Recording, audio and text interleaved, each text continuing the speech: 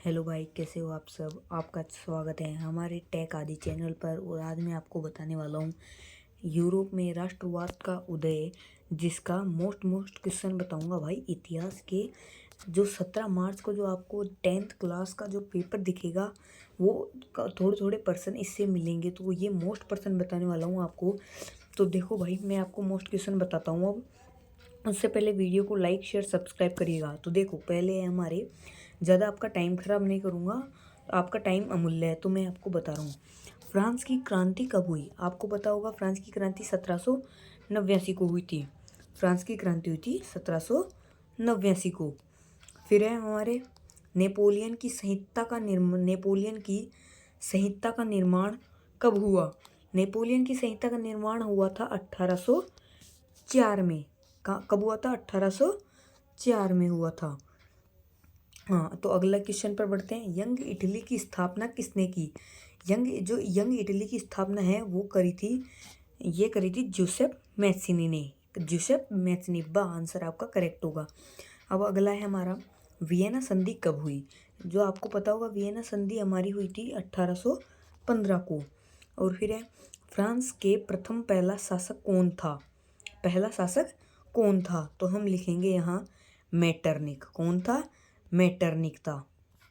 हाँ, तो अगले क्वेश्चन पे बढ़ते हैं। फिर है हमारे, यूनानियों का आज़ादी के लिए संघर्ष कब हुआ? अब यूनानियों के लिए आज़ादी का संघर्ष हुआ था बच्चों 1821 को हुआ था। अब वो 7th क्वेश्चन है हमारा, काउर कौन था? काउर था सारंडेदिया पिडमांट का प्रधानमंत्री था। फिर है हमारे रिक्त स्थान। और अब रिक्त स्थान को देखो, खालिस्तान के एकीकरण में बिस्मार्क की महत्वपूर्ण भूमिका थी। अब आप बताओ,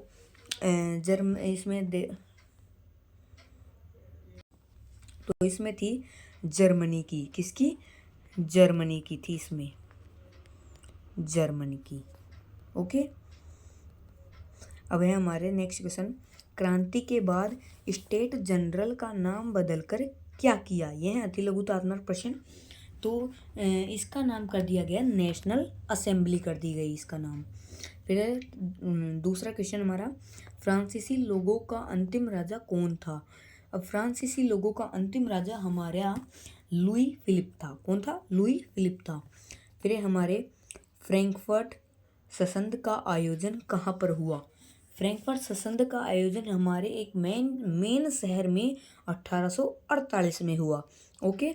अब है 4th क्वेश्चन हमारा, जर्मनी के एकीकरण का जनक कौन था? ये तो सबको पता होना चाहिए भाई। जर्मनी के एकीकरण का आधार ओटो वन बिस्मार्क था। फिर है, जर्मनी महासंघ की स्थापना कब हुई थी? और जर्मनी महासंघ की स्थापना 1 जनवरी 1815 को हुई थी।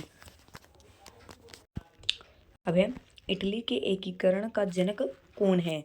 इटली के एकीकरण का जनक जो है जोसेफ मेजिनी है। Joseph Mazzini.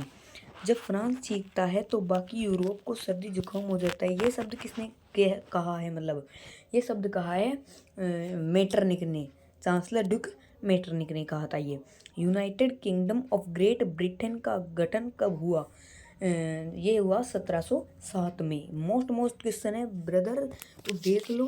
ये क्वेश्चन आपको एग्जाम में मिल सकते हैं। और आपका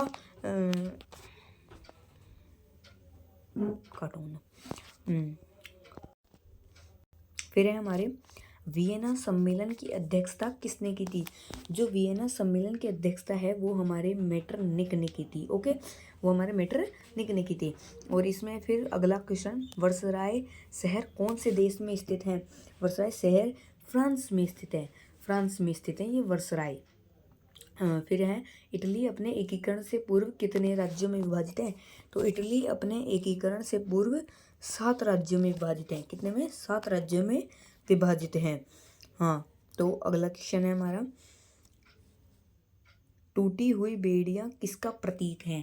टूटी हुई बेड़ियां एक तो आज़ादी का, मुक्ति का, गुलामी का आदि इनके प्रतीक हैं ये। फिर है हमारे, जर्मनी के एकीकरण के पश्चात जर्मनी का सम्राट किसे घोषित किया गया? ये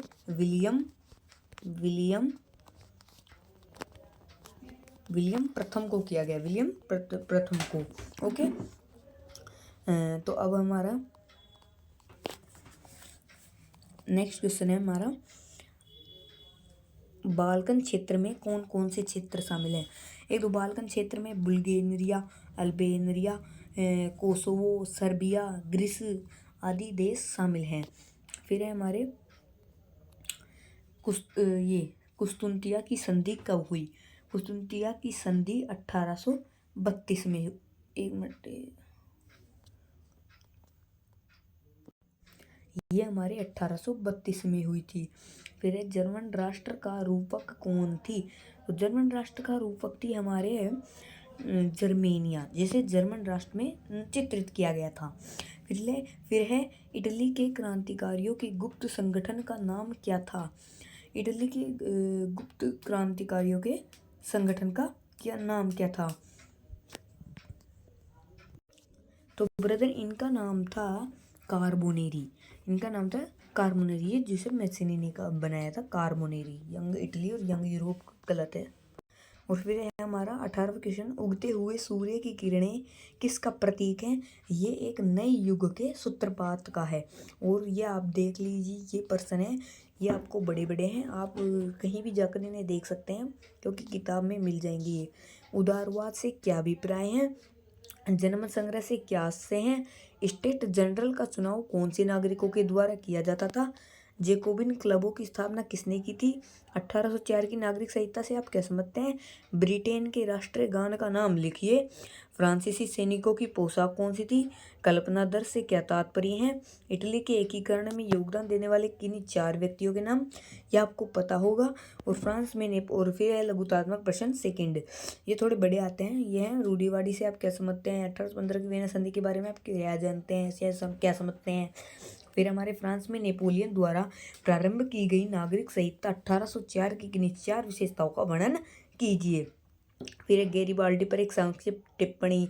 तो आप सब ये प्रश्न देख लो पहले ढंग से, या स्क्रीनशॉट ले लो, ढंग से ले लो, स्क्रीनशॉट भी है ना। तो फिर अब मिलेंगे, अब मैं नहीं बताऊंगा, ये देख लो। अध्याय 2 के भी आपको चाहिए तो कमेंट में लिख दो, मतलब हो चुकी।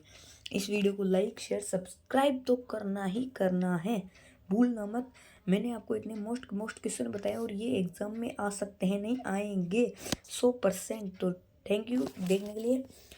आपकी आशा करता हूँ आपकी तैयारी अच्छी चल रही होगी। 17 मार्च के लिए एक बेस्ट ऑफ लक।